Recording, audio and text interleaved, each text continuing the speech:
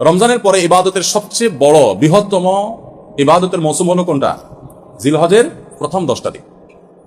এই 10টা দিনের মর্যাদা, এই 10টা দিনের ফজিলত, এই 10টা দিনের মাহাত্ম্য আমাদের দেশের বেশিরভাগ মানুষ জানেন না। অথচ রমজানের মর্যাদা মাশাআল্লাহ আমরা কম বেশি সবাই জানি।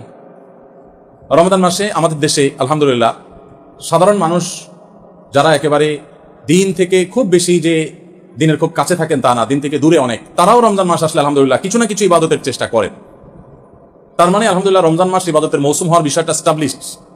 কিন্তু রমজান মাসের পরে ইবাদতের যে দ্বিতীয় বৃহত্তম মৌসুম আছে জিলহজের প্রথম 10 দিন, এই দিনগুলো, এই 10টা দিনও যে ইবাদতের বিরাট বড় মৌসুম, অনেক ফজিলতপূর্ণ সময়, এই সম্পর্কে আমাদের সমাজে খুব বেশি আলোচনা বা জানাশোনা নাই বললেই চলে। জিলহজের প্রথম 10 দিন আসলে আমাদের সমাজে একটা চিত্র আমাদের চোখের সামনে ভেসে ওঠে। রমজানের কথা চিন্তা করলে আমরা তারাবির কথা মনে করি, কোরআন তেলাওয়াতের কথা মনে করি, রোজা রাখার কথা মনে করি, ইফতার করার কথা মনে করি, সাহরি করার কথা মনে করি। আলহামদুলিল্লাহ অনেক ইবাদতের চিত্র আমাদের সামনে রমজানের কথা চিন্তা করলে ভেসে ওঠে। কিন্তু জিলহজের কথা চিন্তা করলে আমাদের স্মৃতিতে ভেসে ওঠে শুধু একটা চিত্র। জিলহজের প্রথম দশকের একটা চিত্রই আমাদের স্মৃতিতে ভেসে ওঠে। সেটা কোনটা? গরু আর ছাগল। জিলহজের প্রথম দশকের একটা স্মৃতি আমরা জানি, সেটা কি? গরু আর ছাগল। রাস্তাঘাটে, বাজারে, গ্যারেজে, ঘরবাড়িতে, সব জায়গায় শুধু গরু আর ছাগল। জিলহজের প্রথম দশক মানে কি শুধু গরু আর ছাগল? ভাইরা আমার, এই হারিয়ে যাওয়া বিলুপ্ত প্রায় ইবাদতের এই মৌসুমের ধারণাকে পুনর্জীবন দান করা সময়ের অপরিহার্য একটা দাবি। মুসলিম মিল্লাত আমরা ভুলে গেছি।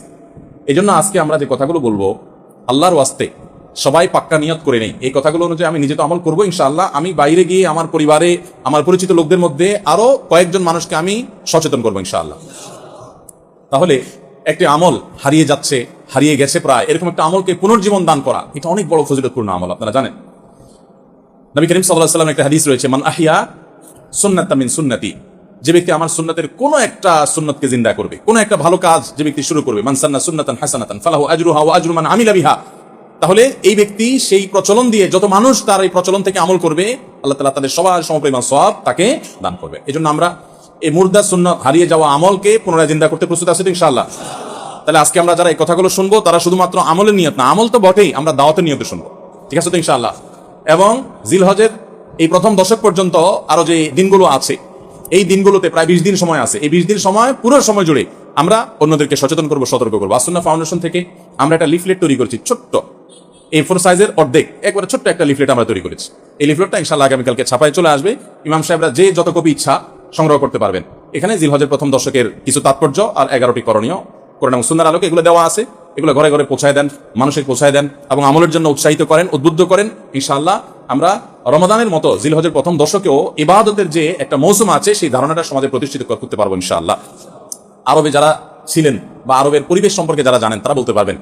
বিশেষ করে সৌদি আরবের যে এনভায়রনমেন্ট এবং পরিবেশ, মহল্লা, বাসা, বাড়ি, সেখানে অলিতে গলিতে গেলে বোঝা যায় জিলহজের প্রথম দশক চলতেছে। মার্কেটে গেলে বোঝা যায় জিলহজের প্রথম দশক চলছে। সব জায়গায় তাকবীরের ধ্বনি শোনা যায়, আল্লাহু আকবার, আল্লাহু আকবার, লা ইলাহা ইল্লাল্লাহু, আল্লাহু আকবার, আল্লাহু আকবার, লিল্লাহিল হামদ। বিভিন্ন বাসা বাড়ির গেইটে ছোট্ট ডিভাইস রেখে দেয়। এই ডিভাইসে আপনার ছোট সাউন্ড বক্সে মৃদু ভলিউমে এই তাকবীরগুলো সুরিত কণ্ঠে বাজতে থাকে। পথচারী যারা যায় তারা এটা শুনে তাদের মনে হয় তারা পড়া শুরু করে দেয়। দোকানে যাবেন আপনি, মার্কেটে, শপিং মলে যাবেন, ছোট্ট করে আপনার হালকা ভলিউম দিয়ে এই তাকবীরগুলো বাজাতে থাকে। সেগুলো দেখে সবাই স্মরণ হয়, সবাই পড়তে থাকে। এভাবে গোটা সমাজে বোঝা যায় যে একটা ইবাদতের মৌসুম চলছে। কিন্তু আমাদের সমাজে যে গরু আর ছাগল ছাড়া আর কিছু দেখা যায় না। এই সুন্নাতটাকে আমরা জিন্দা করবো তো ইনশাআল্লাহ। ইসলামের এই ইবাদতগুলো, এগুলো যখন আমরা সমাজে জিন্দা করব, এগুলো যখন প্রচলিত হবে ইনশাআল্লাহ, দিন বিমুখ মানুষগুলো দিনদার হওয়ার জন্য এটা একটা বড় সহায়ক ভূমিকা পালন করবে। রমজানে আমরা ইবাদতের যে চার্জ করেছি ইবাদতের মাধ্যমে, এটা দীর্ঘ 2 মাস পর কিছুটা হলেও দুর্বল হয়ে গেছে, চার্জটা কমে গেছে। আবার জিলহজের প্রথম 10 দিন যখন ভালো করে রিচার্জ করবো, আবার কিছুদিন ইনশাআল্লাহ চলতে পারবো আল্লাহ চাহেন তো। আল্লাহ আমাদেরকে সবাইকে আমলের তৌফিক দান করুন। ভাইরা আমার, কোরআনে কারীমে আল্লাহ রাব্বুল আলামিন সূরা ফাজর, কোরআনে কারীমে 30 নম্বর সূরা একটা সূরা হলো, সূরাগুলো একটা সূরা হলো সূরাতুল ফাজর। এই সূরাতুল ফাজরের মধ্যে আল্লাহ তাআলা বলেছেন ওয়াল ফাজরি ওয়া লায়ালিন আশর, ফজরের শপথ। ফজর মানে কি? ফজরের নামাজ, সকাল। ফজরের শপথ, ওয়া লায়ালিন আশর, এবং 10টি রাতের শপথ। এই 10টি রাতের শপথ যে আল্লাহ তাআলা করলেন, আল্লাহ সুবহানাহু ওয়া তাআলা কোন বস্তুর নামে শপথ করার মানে হলো ওই বস্তুটা আল্লাহ তাআলার কাছে বিরাট বড় মর্যাদাবান। আল্লাহর সৃষ্টির মধ্যে যে সমস্ত সৃষ্টির নামে আল্লাহ শপথ করেছেন, এই সৃষ্টিগুলোর মাহাত্ম্য এবং শ্রেষ্ঠত্ব মর্যাদা বোঝানোর জন্য আল্লাহ তাআলা ওই বস্তুগুলোর নামে কি করেন? শপথ করেন। যদিও আল্লাহ ছাড়া কোনো মানুষের জন্য, বান্দার জন্য জায়েজ নাই আল্লাহ ছাড়া কারোর নামে কি করা? শপথ করা। নবী করিম সাল্লাল্লাহু আলাইহি ওয়াসাল্লাম বলেছেন, মান আরাদা আন ইয়াহলিফা ফালইয়াহলিফ বিল্লাহি আও লিয়াসমুত।